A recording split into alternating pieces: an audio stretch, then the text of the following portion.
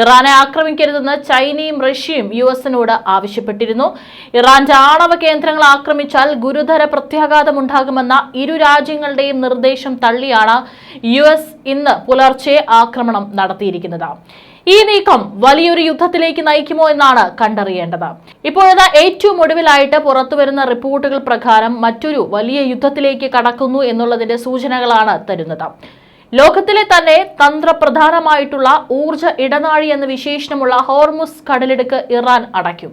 അതായിരുന്നു ആദ്യം മുതൽ തന്നെ ഉണ്ടായിരുന്ന ഒരു ആശങ്ക. ആ ഒരു ആശങ്ക ലോകരാജ്യങ്ങൾക്ക് മുഴുവൻ ഉണ്ടായിരുന്നു. കാരണം ഏറെ തന്ത്രപ്രധാനമായിട്ടുള്ള വ്യാപാരം നടക്കുന്ന ഒരു കടലിടുക്കാണ്. ഇപ്പോഴിതാ അതിനുള്ള ഉത്തരം കൂടിയാണ് ഇറാൻ തന്നിരിക്കുന്നത്. ഇറാൻ ആണവ കേന്ദ്രങ്ങളിൽ യുഎസ് ആക്രമണം നടത്തിയതിന് പിന്നാലെയാണ് പ്രത്യാക്രമണത്തിന് ഇറാനും നീക്കം തുടങ്ങിയിരിക്കുന്നത്. യുഎസിന്റെ നാവികസേന കപ്പലുകൾക്ക് നേരെ ആക്രമണം നടത്താനും ഹോർമുസ് കടലിടുക്ക് അടയ്ക്കാനും ഇറാൻ പരമോന്നത നേതാവ് അയത്തുള്ള അലി ഖമനിയുടെ ഒരു പ്രധാന ഉപദേഷ്ടാവ് ആഹ്വാനം ചെയ്തതായി CNN അടക്കം റിപ്പോർട്ട് ചെയ്യുകയാണ്.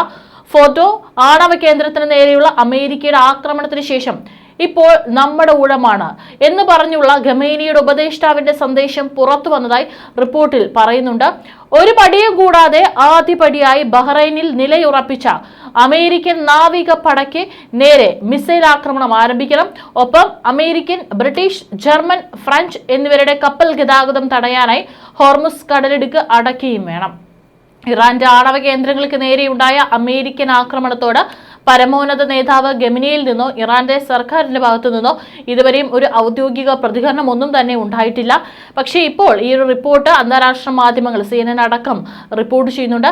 ഇറാനിലെ അറിയപ്പെടുന്ന ഒരു യാഥാസ്ഥിതിക ശബ്ദമാണ് ശരിയത്ത് മദാരി എന്ന് പറയുന്ന പരമോന്നത നേതാവ് അയത്തുള്ള അലി ഖമേനിയുടെ വീക്ഷണങ്ങളോട് പലപ്പോഴും യോജിച്ച് സംസാരിച്ചിട്ടുള്ള പരമോന്നത നേതാവിന്റെ പ്രതിനിധി എന്ന് സ്വയം വിശേഷിപ്പിക്കുന്ന ഈ വ്യക്തി ഇപ്പോൾ പറഞ്ഞിട്ടുള്ളത്. ഏതായാലും അദ്ദേഹത്തിന്റെ അഭിപ്രായങ്ങൾക്ക് ഒരു ഔദ്യോഗിക പദവിയില്ല. അതേസമയം ആക്രമണം ഇറാന്റെ ആണവോർജ ഏജൻസി പ്രതികരണം നടത്തിയിട്ടുണ്ട്. യുഎസിന്റെ സൈനിക നടപടി അന്താരാഷ്ട്ര നിയമങ്ങൾക്ക് വിരുദ്ധം, പ്രത്യേകിച്ച് ആണവ നിർവ്യാപന കരാറിന് വിരുദ്ധമായ ഒരു ക്രൂരമായ പ്രവൃത്തിയാണെന്നാണ് അവരുടെ പ്രസ്താവനയിൽ പറയുന്നത്. അന്താരാഷ്ട്ര ആണവോർജ ഏജൻസിയുടെ സഹകരണത്തോടെയാണ് ഈ നിയമവിരുദ്ധമായ നടപടി ഉണ്ടായിട്ടുള്ളതെന്നും ഇറാനിയൻ ആണവോർജ സംഘടന ആരോപിച്ചിട്ടുണ്ട്. ഇനി ഹോർമുസ് വഴി എണ്ണക്കപ്പലുകൾ യൂറോപ്പിലേക്ക് കടക്കാൻ ഇറാൻ സമ്മതിക്കില്ലെന്നാണ് റിപ്പോർട്ടുകൾ. അങ്ങനെയെങ്കിൽ എണ്ണ വില കുതിച്ചുയരും. ഏതാണ്ട് 50 വലിയ എണ്ണ ടാങ്കറുകൾ ഹോർമുസിലൂടെ കടന്നു പോകാനുണ്ട്. ഇതിനിടെയാണ് അമേരിക്കയുടെ ഇറാനിലെ ബോംബാക്രമണം. ഇതിന് പ്രതികാരമായി സുപ്രധാന ജലപാത ഏത് നിമിഷവും അടച്ചേക്കുമെന്നും കണക്ക് കൂട്ടുന്നുണ്ട്. അത് യാഥാർത്ഥ്യമായാൽ എണ്ണവില വൻതോതിൽ കുതിച്ചുയരും. എന്നാൽ ഈ നടപടിയിൽ ഇറാന് തന്നെ വലിയ വില നൽകേണ്ടി വരും. അതുകൊണ്ട് ഇറാൻ കടലിടുക്ക് അടയ്ക്കില്ലെന്നാണ് ചില യുദ്ധവിദഗ്ധരടക്കം വിലയിരുത്തുന്നത്. ഇറാന്റെ എണ്ണ കയറ്റുമതിയുടെ 90% ഈ കടലിടുക്കിലൂടെയാണ് കടന്നു പോകുന്നത്. ബഹ്റൈനിലാണ് US നാവികസേനയുടെ 5ാം കപ്പൽ വ്യൂഹത്തിന്റെ ആസ്ഥാനം. അതുകൊണ്ട് തന്നെ ഹോർമുസ് അടച്ചിടാനുള്ള ഏതൊരു ശ്രമത്തിന്റെയും ഫലം ദൂരവ്യാപകമായ പ്രത്യാഘാതങ്ങളായിരിക്കുമെന്ന് ഉറപ്പാണ്. ചെങ്കടലിലും ഹോർമുസ് കടലിടുക്കിലും യുദ്ധസമാനമായ സാഹചര്യം ഉണ്ടാകാനുള്ള സാധ്യതയും ഏറെയാണ്. ചെങ്കടലിൽ എന്തും സംഭവിക്കുമെന്നതും ഇനി നിർണായകമാണ്. അറേബ്യൻ പെനിൻസുലയെയും വടക്കൻ ആഫ്രിക്കയെയും വേർതിരിക്കുന്ന കടലിടുക്ക് ആധുനിക കാലത്ത് ലോകത്തെ ഏറ്റവും തിരക്കേറിയ ചരക്ക് നീക്കപാതയായും ചെങ്കടൽ മാറി. അതിന് കാരണമായതും ഈജിപ്തിന്റെ ഉടമസ്ഥതയുള്ള സൂയിസ് കനാലാണ്.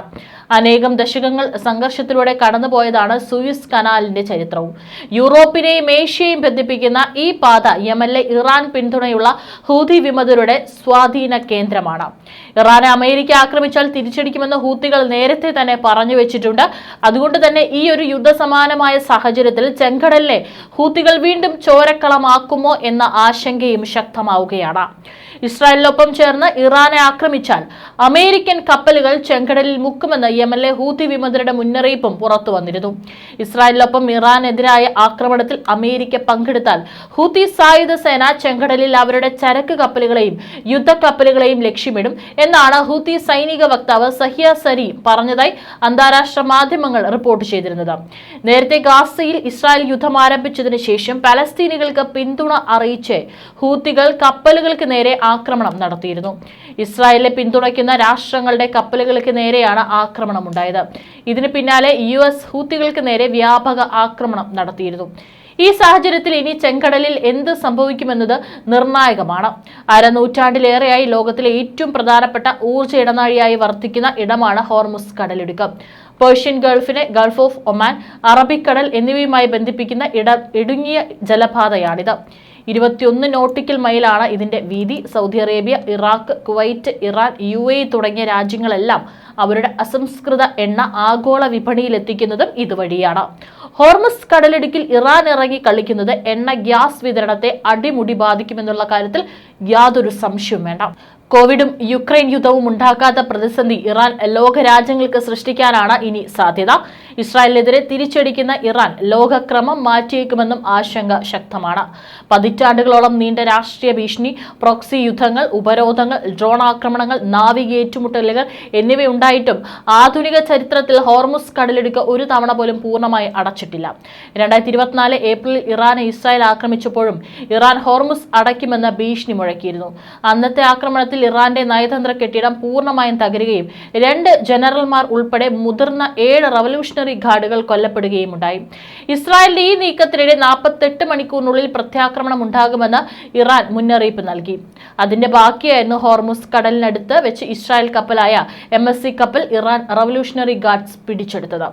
ഇസ്രായേൽ ഇറാൻ സംഘർഷത്തിൽ എപ്പോഴും ഒരു നിർണായക മേഖലയാണ് ഹോർമുസ്. ഹോർമുസ് അടച്ചുപൂട്ടിയാൽ ആഗോളതലത്തിൽ പ്രത്യാഘാതം ഏറെയാണ്. ഇന്ധനവിലയെ അത് ബാധിക്കും. ചരക്ക് നീക്കം പൂർണ്ണമായും പ്രതിസന്ധിയിലാകും. ലോകത്തിലെ മൊത്തം എണ്ണ ഉപഭോഗത്തിന്റെ 1/5 ദിവസവും ഹോർമുസ് കടലിടുക്കിലൂടെയാണ് കടന്നുപോകുന്നത്. ഹോർമുസ് അടച്ചുപൂട്ടിയാൽ അത് ആഗോള വിപണിയിൽ വലിയ ആഘാതം സൃഷ്ടിക്കും. എണ്ണയുടെ വില ഇനി കുത്തനെ ഉയരും. അതുപോലെ തന്നെ ലോകത്തെ സമുദ്ര ചരക്ക് പാതയിൽ പ്രധാനപ്പെട്ടതാണ് ഹോർമുസ്. അടച്ചുപൂട്ടൽ ചരക്ക് ഗതാഗതത്തെയും പ്രതികൂലമായി ബാധിക്കും. അതുപോലെ തന്നെ ലോകത്തെ സമുദ്ര ചരക്ക് പാതയിൽ പ്രധാനപ്പെട്ടതാണ് ഹോർമുസ്. അടച്ചുപൂട്ടൽ ചരക്ക് ഗതാഗതത്തെയും പ്രതികൂലമായി ബാധിക്കും. ലോകത്തെ ചരക്ക് ഗതാഗതം സ്തംഭിക്കും. അറബ് രാജ്യങ്ങൾ ഉൾപ്പെടെ പ്രതിസന്ധി നേരിടും. ഏഷ്യയിലേക്കുള്ള ചരക്ക് കപ്പലുകൾ ഹോർമുസ് കടലിടുക്ക് വഴിയാണ് കടന്നു പോകുന്നത്. ഇത് ഇന്ത്യയെയും ബാധിക്കും. പേർഷ്യൻ ഗൾഫിനും ഒമാൻ ഉൾക്കടലിനുമിടയിലുള്ള കടലിടുക്കാണ് ഹോർമുസ്. ഹോർമുസ് കടലിടുക്കിന്റെ വടക്കൻ തീരത്ത് ഇറാനും തെക്കൻ തീരത്ത് ഐക്യ അറബ് എമിറേറ്റ്സും ഒമാന്റെ ഭാഗമായ മുസന്തുവുമാണ്. ലോകത്തിലെ ഏറ്റവും വലിയ എണ്ണ ചെക്ക് പോയിന്റാണ് ഹോർമുസിനെ കണക്കാക്കുന്നത്. US എനർജി ഇൻഫർമേഷന്റെ കണക്കുകൾ പ്രകാരം 2024 പ്രതിദിനം ശരാശരി 21 മില്യൺ ബാരൽ എണ്ണയാണ് ഇതുവഴി പോകുന്നത്.